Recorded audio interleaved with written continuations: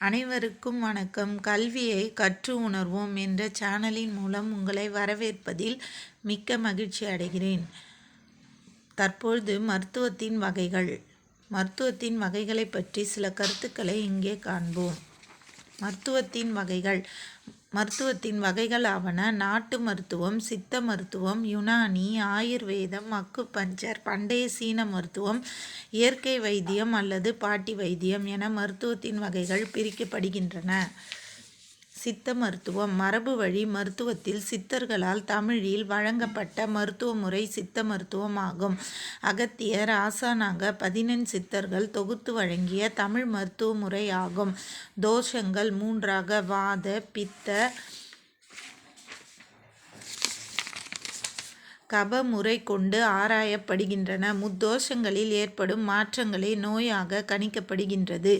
சித்த மருத்துவம் வகைப்பாடு: மூலிகையில் தாவர இலை, தழைகள் மூலம் உருவாக்கும் மருந்துகள் பயன்படுகின்றன.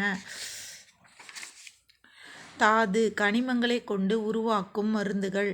கனிமத்தில் உப்பு, பாசனம், உலோகம், ரசம், கந்தகம் ஆகியவை கொண்டு தயாரிக்கப்படுகின்றன. ஜீவம் அல்லது சங்கமம்: விலங்குகளிடமிருந்து பெறப்படும் உப பொருட்களை கொண்டு உருவாக்கும் மருந்துகள் பயன்படுகின்றன. இன்னும் சில மருத்துவ முறைகள்: யுனானி மருத்துவம் அல்லது இஸ்லாமிய மருத்துவம், ஆயுர்வேதம், எலக்ட்ரோபதி மருத்துவம். இயற்கை வைத்தியம் அல்லது பாட்டி வைத்தியம் அல்லது வீட்டு மருத்துவம். சமையல் சார்ந்த உணவுப் பொருட்களை கொண்டு செய்யப்படும் தற்காலிக நிவாரண முறைகள். தமிழினத்தின் வழியாக பெண்பால் உறவுகளுக்கு கற்பிக்கப்பட்டது. இவையே மருத்துவ முறையின் வகைகளாக கருதப்படுகின்றன.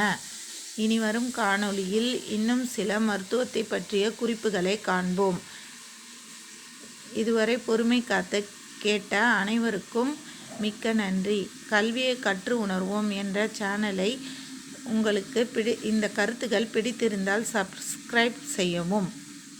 நன்றி. சந்திப்போம்.